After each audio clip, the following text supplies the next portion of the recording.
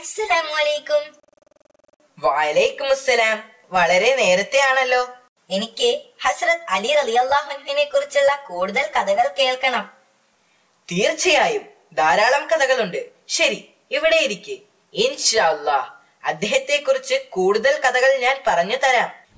ബിസ്മില്ലാഹ്. ഹസ്രത്ത് Ali bin Abu Talib റളിയല്ലാഹു അൻഹു എപ്പോഴും വില കുറഞ്ഞ വസ്ത്രങ്ങൾ ധരിക്കുകയും ലളിതമായ ഭക്ഷണം കഴിക്കുകയും ചെയ്തിരുന്നു. കൂഫയിലെ ഭിക്ഷക്കാർ പോലും ഖലീഫയേക്കാൾ നല്ല ആഹാരം കഴിച്ചിരുന്നു. അദ്ദേഹം അങ്ങനെ ചെയ്തത് തനിക്ക് ലഭിക്കുന്നതെല്ലാം പാവപ്പെട്ടവർക്കും ദരിദ്രർക്കും ചിലവഴിക്കാൻ വേണ്ടിയായിരുന്നു. ഒരു ദിവസം അദ്ദേഹം പ്രഭാത ഭക്ഷണം കഴിച്ചുകൊണ്ടിരിക്കുമ്പോൾ അദ്ദേഹത്തിനൊരു അതിഥി വന്നു. ഭക്ഷണം കഴിച്ചുകൊണ്ടിരിക്കുന്ന അദ്ദേഹത്തിന്റെ മുൻപിൽ ഒരു കപ്പ് വെള്ളവും കുറച്ച് അപ്പക്കഷ്ണങ്ങളും മാത്രമായിരുന്നു അതിഥി കണ്ടത്. ആ അപ്പത്തിൽ എണ്ണയോ വെണ്ണയോ ഒന്നുമില്ലായിരുന്നു. മാത്രമല്ല അത് കട്ടിയുള്ളതും പഴകിയതുമായിരുന്നു. അദ്ദേഹം ആ അപ്പം മുറിക്കാൻ വളരെ കഷ്ടപ്പെടുന്നുണ്ടായിരുന്നു. ഇത് കണ്ടപ്പോൾ അതിഥി അലി റളിയല്ലാഹു അൻഹുവിന്റെ ജോലിക്കാരിയോട് ചോദിച്ചു, നിന്റെ യജമാനനോട് നിനക്ക് ഒട്ടും ദയയില്ലേ? എന്തുകൊണ്ടാണ് ആ അപ്പത്തിൽ എണ്ണ തേക്കാതിരുന്നത്? അങ്ങനെ ചെയ്തിരുന്നെങ്കിൽ ആ അപ്പം മൃദുലമാകുമായിരുന്നില്ലേ? എനിക്കെന്ത് ചെയ്യാൻ കഴിയും? കാരണം അത് അദ്ദേഹം സ്വയം എടുത്ത തീരുമാനമാണ്. അദ്ദേഹത്തിനുണ്ടാക്കുന്ന അപ്പത്തിൽ എണ്ണ തേക്കരുത് എന്ന് നിർദ്ദേശിച്ചിട്ടുണ്ട്. മാത്രമല്ല മാവിൽ നിന്ന് ഉമിയും മറ്റും വേർതിരിക്കരുത് എന്നും അദ്ദേഹം ആവശ്യപ്പെട്ടിട്ടുണ്ട്. ജോലിക്കാരായ ഞങ്ങൾക്ക് അദ്ദേഹത്തെക്കാൾ മെച്ചപ്പെട്ട ഭക്ഷണമാണുള്ളത്. ഇത് കേട്ട അതിഥി അദ്ദേഹത്തോട് പറഞ്ഞു, നിങ്ങളോട് എനിക്ക് സഹതാപം തോന്നുന്നു. അങ്ങയുടെ പ്രായവും ഉത്തരവാദിത്തങ്ങളും നോക്കൂ. അതിനുള്ള ഭക്ഷണമാണോ അങ്ങ് കഴിക്കുന്നത്? എന്റെ പ്രിയ സുഹൃത്തെ, അദ്ദേഹം മറുപടി പറഞ്ഞു, പ്രവാചകൻ മുഹമ്മദ് നബി മുസ്തഫ സ്വല്ലല്ലാഹു അലൈഹി വസല്ലമ എന്താണ് കഴിക്കുന്നത് എന്ന് താങ്കൾക്കറിയില്ല. അദ്ദേഹം വയറ് നിറയെ ഭക്ഷണം കഴിക്കാറ് പോലും ഇല്ലായിരുന്നു. അദ്ദേഹത്തിന് കഴിക്കാൻ ആഹാരം പോലും ഉണ്ടായിരുന്നില്ല. അദ്ദേഹത്തിന്റെ കുലീനത അദ്ദേഹത്തിന്റെ പ്രവൃത്തിയിലും കണ്ട അതിഥി പിന്നീട് അതിനെക്കുറിച്ചൊന്നും ചോദിച്ചില്ല. ഒരു ദിവസം അദ്ദേഹം ജോലി കഴിഞ്ഞതിന് ശേഷം ഒരു മരത്തണലിലിരുന്ന് അപ്പം കഴിക്കുകയായിരുന്നു.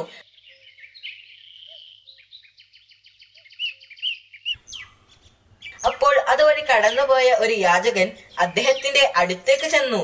യാചകന് നന്നായി വിശക്കുന്നുണ്ടായിരുന്നു. അയാൾ അദ്ദേഹത്തോട് ഭക്ഷണം ചോദിച്ചു. അദ്ദേഹം താൻ കഴിച്ചുകൊണ്ടിരുന്ന ഭക്ഷണം ആ യാചകന് നൽകി. യാചകൻ അദ്ദേഹത്തിന്റെ കയ്യിൽ നിന്നും ഭക്ഷണം വാങ്ങി കഴിക്കാൻ തുടങ്ങി. എന്നാൽ അയാൾക്ക് അത് കടിക്കാൻ സാധിച്ചില്ല. കാരണം ആ അപ്പം വളരെ കട്ടിയേറിയതായിരുന്നു. ഇത് വളരെ കട്ടിയേറിയതാണെന്ന് പറഞ്ഞുകൊണ്ട് അയാൾ ആ അപ്പം അദ്ദേഹത്തിന് തിരിച്ചു നൽകി.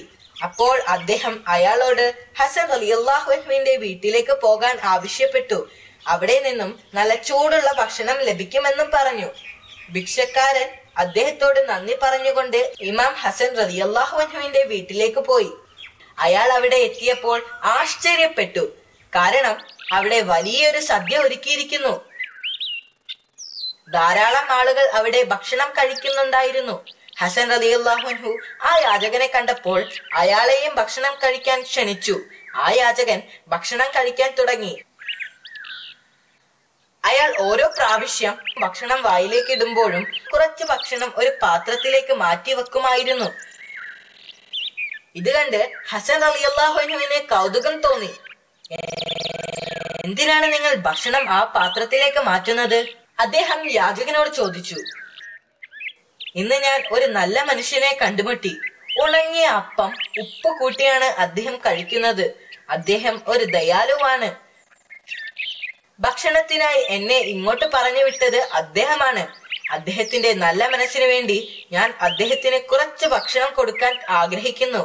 ഇത് കേട്ട ഇമാം ഹസൻ റളിയല്ലാഹു അൻഹു പുഞ്ചിരിച്ചുകൊണ്ട് പറഞ്ഞു, ആ മനുഷ്യൻ ഇമാം അലി ബിൻ അബൂ താലിബ് അല്ലാതെ മറ്റാരുമല്ല.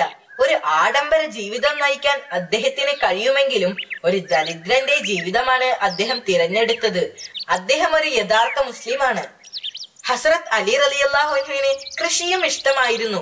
വിളകൾ വളർത്തിയെടുക്കുന്നതിനായി വയലിൽ വളരെ കഠിനാധ്വാനം ചെയ്തിരുന്നു. മദീനയ്ക്ക് പുറത്ത് തരിശായ കുറച്ചു സ്ഥലം അദ്ദേഹം വാങ്ങിയിരുന്നു. അവിടെ അദ്ദേഹം കൃഷി ചെയ്യാൻ ആഗ്രഹിച്ചു. അതിനുവേണ്ടി വെള്ളം ആവശ്യമായിരുന്നു. വെള്ളം ലഭിക്കുന്നതിന് വേണ്ടി അവിടെ ഒരു കിണർ കുഴിക്കാൻ ഹസ്രത്ത് അലി റളിയല്ലാഹു അൻഹു തീരുമാനിച്ചു. പക്ഷേ അതൊരു തരിശായ സ്ഥലം ആയിരുന്നു. അവിടെ വെള്ളം ലഭിക്കുമെന്ന് യാതൊരു പ്രതീക്ഷയുമില്ലായിരുന്നു. അദ്ദേഹം തന്റെ എല്ലാ പ്രതീക്ഷകളും അള്ളാഹുവിൽ അർപ്പിച്ചുകൊണ്ട് കിണർ കുഴിക്കാൻ തുടങ്ങി. ആ പകൽ മുഴുവൻ കിണർ കുഴിക്കാനായി അദ്ദേഹം നന്നായി അധ്വാനിച്ചു. വൈകുന്നേരമായപ്പോൾ അദ്ദേഹം വീട്ടിലേക്ക് പോയി. പിറ്റേന്ന് അതിരാവിലെ അദ്ദേഹം അവിടെ എത്തി. വീണ്ടും കിണർ കുഴിക്കാൻ തുടങ്ങി. ദിവസങ്ങളോളം അദ്ദേഹം ഈ പ്രവൃത്തി തുടർന്നുകൊണ്ടേയിരുന്നു. പക്ഷേ അവിടെ വെള്ളമുള്ളതിന്റെ യാതൊരു ലക്ഷണവും ഇല്ലായിരുന്നു. ഒരു ദിവസം അദ്ദേഹം പതിവ് പോലെ തന്റെ പിക്കാക്സ് എടുത്ത് കിണറ്റിലേക്ക് ഇറങ്ങി. തന്റെ ശക്തി മുഴുവനും എടുത്ത് ആഞ്ഞു കുഴിച്ചു. എന്നിട്ടും നിർഭാഗ്യവശാൽ അതിൽ വെള്ളം കാണാൻ കഴിഞ്ഞില്ല. കുറച്ചു സമയം വിശ്രമിക്കുന്നതിന് വേണ്ടി അദ്ദേഹം കിണറിന്റെ പുറത്തേക്ക് വന്നു. അദ്ദേഹം വീണ്ടും കിണറിലിറങ്ങി ശക്തിയായി കുഴിക്കാൻ തുടങ്ങി. കഠിനമായ പരിശ്രമത്തിൽ അദ്ദേഹം കിതയ്ക്കാൻ തുടങ്ങി. അദ്ദേഹം ശ്വസിക്കുന്ന ശബ്ദം അടുത്തുള്ള ആളുകൾക്ക് വരെ കേൾക്കാമായിരുന്നു. അവസാന ശ്രമമെന്ന നിലയിൽ അദ്ദേഹം സർവശക്തിയും എടുത്ത് ഒരു പാറയിൽ അടിച്ചു. എന്തൊരു അത്ഭുതം! പാറ പിളർന്നു. നല്ല തെളിഞ്ഞ ശുദ്ധജലം പുറത്തേക്കൊഴുകി. അദ്ദേഹം സന്തോഷത്തോടെ കിണറിന്റെ പുറത്തേക്ക് വന്നു. വെള്ളം ഉയർന്നുകൊണ്ടേയിരുന്നു. അതൊരു അത്ഭുത കിണറായിരുന്നു. അലി റളിയല്ലാഹു അൻഹു കിണറിലേക്ക് നോക്കി. ആ വെള്ളം പെട്ടെന്ന് തന്നെ ചുറ്റുമുള്ള ഉണങ്ങിയ കൃഷിസ്ഥലത്തേക്ക് ഒഴുക്കി വിടണമെന്ന് തീരുമാനിച്ചു.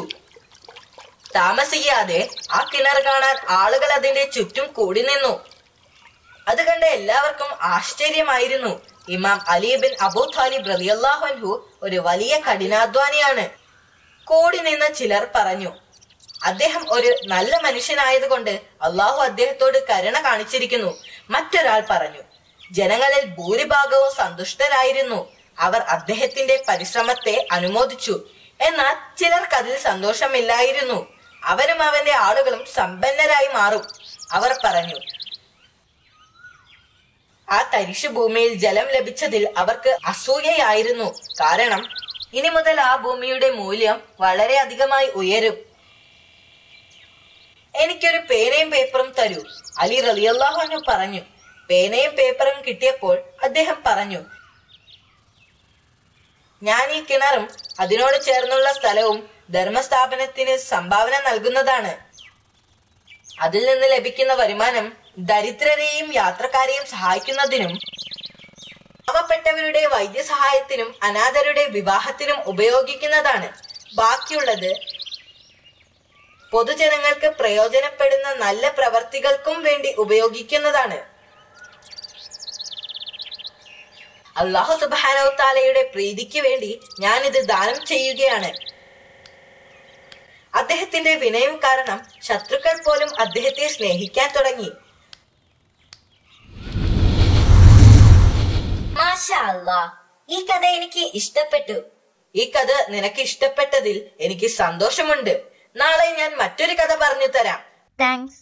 മഅസ്സലാമ യൂസുഫ് അങ്കിൾ. അള്ളാഹു നിന്നെ അനുഗ്രഹിക്കട്ടെ.